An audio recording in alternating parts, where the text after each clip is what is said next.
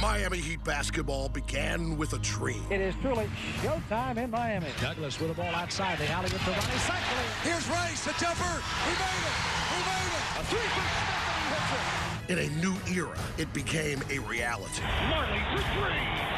Hello, Thunder. 25 years of great Heat basketball. There's a lot of great players that have come through this organization. Hardaway for three. Alonzo Mourning. It doesn't get any bigger or better than that. The new millennium brought new triumphs. Jones fires the triple. Oh! Bryant has come ready to work.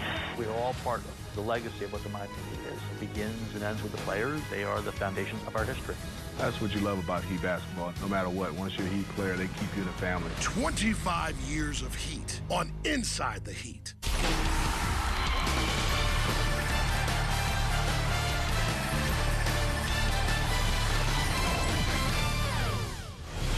Hello, everyone, and welcome to this very special edition of Inside the Heat. I am Jason Jackson. For the next half hour, we will take you on a 25-year journey celebrating the history of the Miami Heat, featuring 9 Heat legends along the way. Before we begin, it is important to note that basketball wasn't always in the picture in Miami. Back then, Miami was a football-only town focused on the Miami Dolphins and later the University of Miami Hurricanes. In 1968, the American Basketball Association established the Floridians, who played for 4 years. 14 years later, thanks largely in part to a visionary who saw a revitalization of the city, professional basketball would take over Miami with a new team, the Miami Heat. The inception of the Miami Heat began with a dream to rejuvenate downtown. Led by majority owner Ted Arison, also owner of Carnival Cruise Lines, professional basketball was intended to spark the community. Not sure he wanted to own a basketball franchise. He was not really a sports fan, but he did it more for community interest than anything else. The Board of Governors has decided that it will expand the National Basketball Association. The first 2 teams will be Charlotte, North Carolina, and Miami, Florida. Led by a fiery defensive coach and the first franchise big man, the dream caught fire. It is truly showtime in Miami. The atmosphere was very Hollywood. We had everybody coming out in tuxedos, and it was the place to be back then. And although the Heat's inaugural season would be a time of growth and not necessarily winning, Miami was no longer a football-only town, and fans overwhelmed the Heat with support. In the second season of the franchise, the plan was to build off year 1, and that would all begin in the 1989 draft. The Miami Heat selects Glenn Rice from the University of Michigan. And in the second round, the Heat drafted a steal in Sherman Douglas, a tough-minded guard out of Syracuse. Drives to the center lane, puts it up, it's off. Good at the goal. Sherm stepped right in, and it was only a matter of time before he was going to become our starter and our leader. Sherman was the general. That's what we called him. You put the ball in his hands, and he knew where everyone was supposed to be, and if you weren't there, he would get you there. He brought that flair for playmaking. Sherman Douglas brought the alley-oop pass to Miami. Douglas with the ball outside. The alley with Ronnie cycling. Named to the NBA's all-rookie first team, Douglas led the Heat in scoring and was the team's most valuable player in his second year. I think they're coming here and the Heat saying, hey, this is your team, run it. It gave me a lot of confidence. It was the biggest moment of my life, being drafted and being able to say that I was going to be a part of the Miami Heat organization. The first-round draft pick that same year was Glenn Rice, a sharpshooter and NCAA champion out of Michigan. The best thing that ever happened to him was coming to the Heat. He just got better and better and better, and he became a bona fide superstar in the NBA. Guarded by Miller, shoots the 3. Good. Oh, beautiful touch by Glenn Rice. He was that go-to guy, and he had no problem being that go-to guy. There's 1 second. Here's Rice, a jumper. He made it. He made it.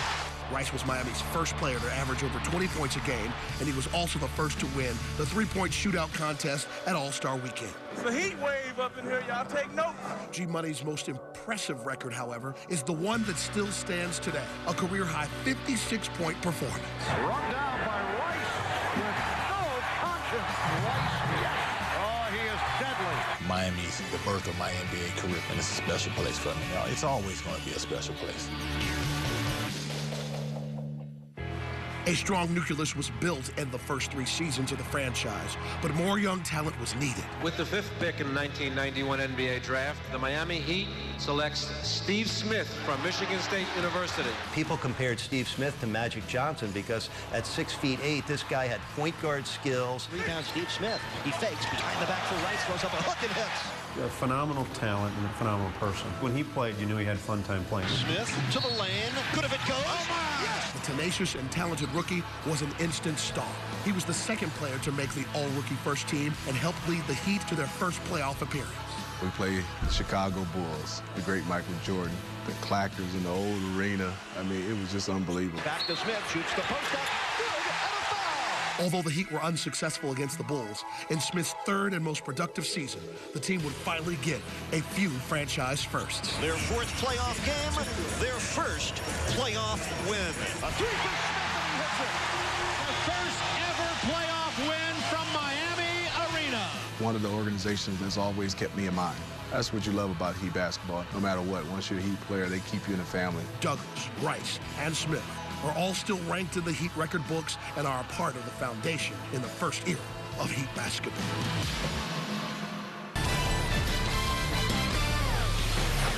Welcome back to Inside the Heat. An expansion team formed in 1988. The Miami Heat began its early years with growth, but not much success, only making the playoffs twice in its first 8 years, exiting in the first round both times. The Heat needed a change that would transform the city of Miami and make them a championship-contending NBA franchise. It started with a new managing general partner in Mickey Arison, son of Ted Arison, and in the summer of 1995, Mickey had even bigger plans for the franchise. The only thing you can count on in life that's permanent is change. And when change raises its beautiful face, you embrace it. In September of 1995, the Heat acquired a man who would forever change the face and fortune of the franchise. There's this image in my mind about, the symbolic parade, this championship parade, and that's the only reason that I coach. Pat gets the job in September. By November, he acquires a franchise center in the prime of his career in Alonzo Mourning. Oh, what a monster smash by Zoe! And then just a few months later, in February of '96, Pat Riley adds another jewel when he acquires the perfect point guard.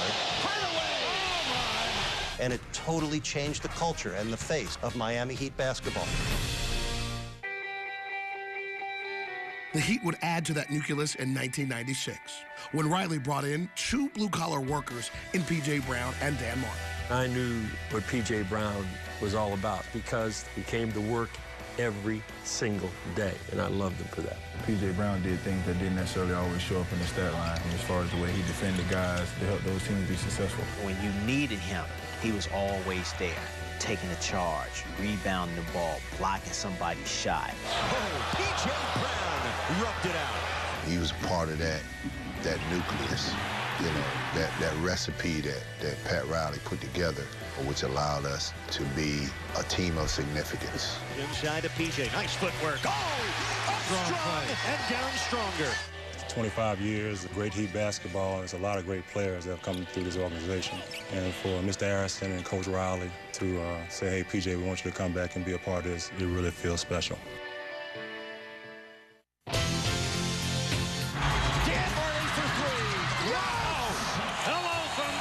That first year I got there, I was surrounded by a great team. Keith Askins and Tim Hardaway and Alonzo Mourning. One of the best experiences I've had as a player. He brought so much to the table for the Heat. As a defender, a great three-point shooter. Out to Marley for the win. Yes, sir! Dan was a warrior. Dan brought his hard hat each and every practice, each and every day. Dan meant so much to us, just a hard-nosed competitor, team guy. He really had an impact for this franchise. Without a doubt, one of the all-time best players that I've ever been around and ever coached.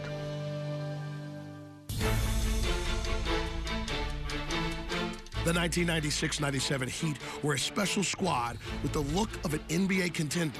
Their defense and conditioning earned them the nickname Road Warriors. Leonard double pumps and hits!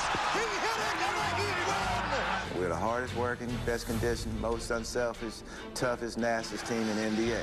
Keith Askins, Vashawn Leonard, and Jamal Mashburn were a part of the 96-97 team that established the franchise record for wins with 61. Can you feel the heat down in your soul? The Heat were feeling it, and they went on to win their first of 4 Atlantic Division titles. The Heat are champions of the Atlantic Division. These Road Warriors would go on to battle the New York Knicks for 4 consecutive years in what became the biggest rivalry in Heat history.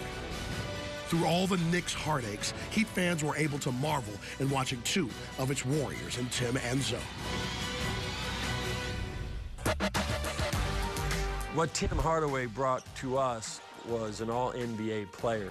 I remember him going out there each and every night and doing his job. There was this toughness that he brought, this big game moment that he brought. Tim was a very, very special player and a great, great point guard by any standard, not just Miami Heat standard. I really enjoyed watching him play. The one thing that stands out the most about Tim is how fearless he was. Hardaway for 3. We knew it was crunch time and it was coming down to the final seconds. We wanted the ball to be in Tim's hands, and he wanted the ball. That's the thing about being a cold-blooded shooter. Hardaway fires and hits. Tim Hardaway has won it. You think about the best point guard in Heat history, and you think about Tim Hardaway. The Heat, they understand all the attributes and everything that you contribute to this organization when you was here, and they recognize that you was part of something special. When I think of Alonzo Mourning, I only think of Miami Heat. We wanted to be aligned with him. We wanted our franchise to have a face that we didn't know at the time was not only going to be our warrior, but was really going to be part of our culture. Alonzo Mourning. It doesn't get any bigger or better than that. The character and the toughness and the don't back down and the defensive mentality, you look to the root of that being Alonzo. Mourning, bang with a right hand. Nobody's stronger in South Beach than Alonzo. I've never been around a person that can block shots the way he blocks shots. Jason Terry leans in. Mourning with a block. Does Alonzo Mourning want this more than anybody else? Alonzo Mourning and Tim Hardaway helped build the foundation and culture for the Miami Heat, and they continue to represent the organization today. I've been blessed, and this Miami Heat organization has been blessed to have Alonzo Mourning and Tim Hardaway for what they did to really put this organization on the map. For generations of Heat players still to come, all they need to do is look to the rafters and remember they helped make this franchise what it is today.